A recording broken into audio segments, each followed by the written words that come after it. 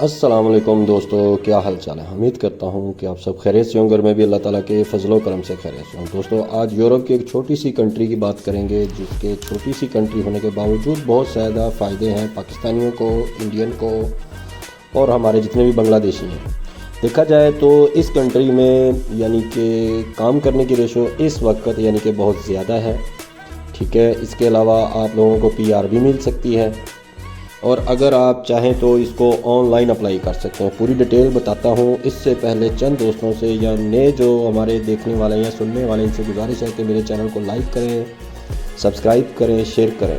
अगर हो सके तो भाई वीडियो को पूरा सुनें, ये आपकी जानकारी के लिए बहुत सही रहेगी।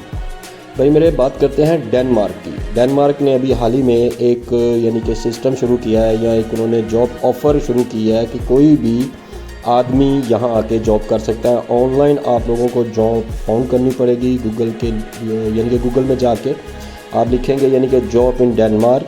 ठीक है, फिर आपको जॉब रिसर्च करके तो आप उसके ऊपर अप्लाई कर सकते हैं। ठीक है, ये नॉर्मल प्रोसीजर है, सुनने में बहुत नॉर्मल लगता है। अगर आप करेंगे तो आप लोगों को इंशाल्लाह ताला जॉब मिलेगी। उसकी वजह ये है कि इस वक्त सबसे ज़्यादा यानी कि लेबर शॉर्टेज जो है वो डेनमार्क में है। बहुत सालों से डेनमार्क ने कोई भी लेबर नहीं ली, कोई इमिग्रेशन नहीं ली। सन 2015 से यानी कि बाद में उन्होंने कोई भी ऐसी यानी कि एक्टिविटी शुरू नहीं की जिसमें यानी कि कोई भी फॉरेनर वहाँ पे जाके रह सके।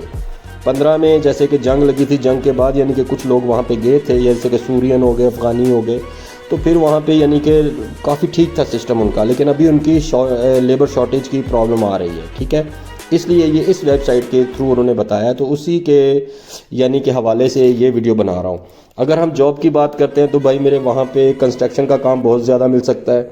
ठीक है, उसके अलावा होटलिंग का काम बहुत ज़्यादा है, जैसे कि पाकिस्तानी होटल बहुत ज़्यादा है वहाँ पे, इंडियन बहुत ज़्यादा हैं, बांग्लादेशी बहुत ज़्यादा हैं, डैनिश जो लोग हैं उनके होटल बहुत ज़्यादा हैं।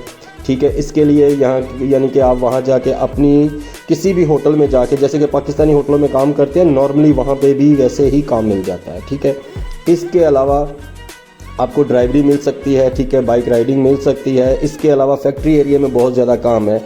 उसके अलावा ज़राअत में काम है। ज़राअत में इतना हाईली काम नहीं है, नॉर्मल है, लेकिन मिल जाता है। ठीक है, अगर कोई हाई स्किल जानता है, कंस्ट्रक्शन का काम जानता है, फॉर एग्जांपल कोई शेवल चलाना जानता है, कोई क्रेन लिफ्टर का काम जानता है, तो ऐसे भी वहाँ पे काम बहुत ज़्यादा है। इसमें कोई ऐसी गलत बयानी वाली बात नहीं है। ठीक है भाई, अगर हम इसके अलावा अगर बात करते हैं वहाँ की करेंसी की, तो वहाँ पे करेंसी क्या चलती है, वहाँ पे चलती है क्रोना, यानी कि क्राउन होता है तकरीबन, आज मेरे ख्याल में अगर चेक कर लें तो पाकिस्तान के हिसाब से 40 या 41 रुपये क्रोने के रेट होगा आज की यानी कि डेट का।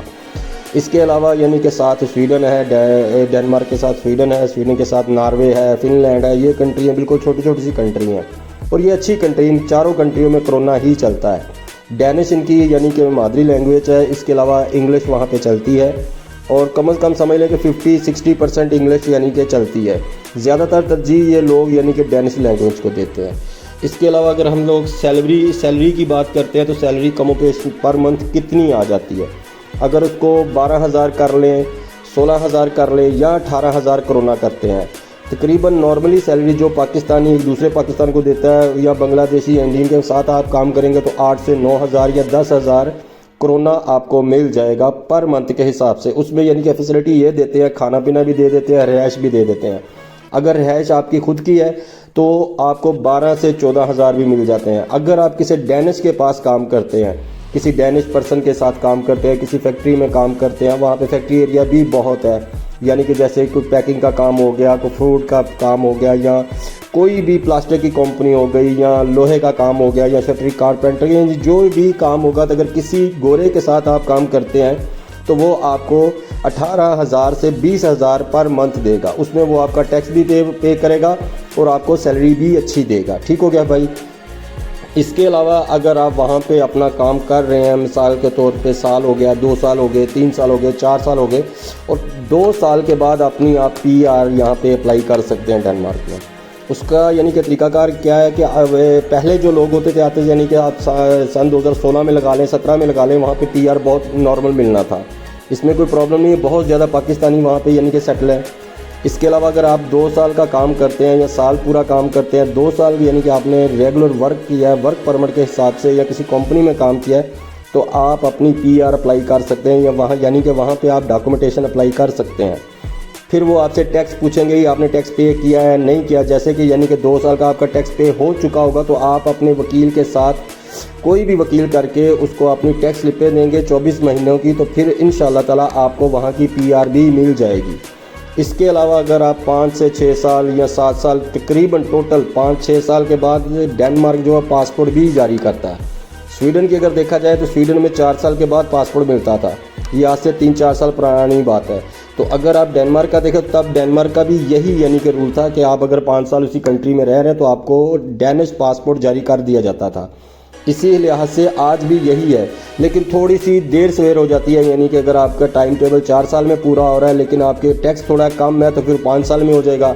अगर 5 साल में भी नहीं हो तो 6 साल में हो जाएगा, लेकिन इंशाल्लाह ताला हो जाता है। ये है।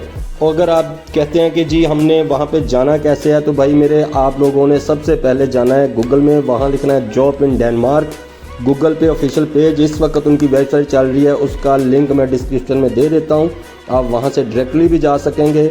इसके अलावा अगर किसी भाई ने कोई भी सवाल पूछना हो कि जी वहाँ किसी किस्म की कोई सहूलत के लिए या कोई भी सवाल पूछना हो तो भाई मुझे आप कमेंट्स बॉक्स कर सकते हैं या मुझे व्हाट्सअप कर सकते हैं। ठीक है भाई, अपनी दुआ में याद रखिएगा, फिर मिलेंगे। फ़ी अमान अल्लाह, अस्सलाम वालेकुम।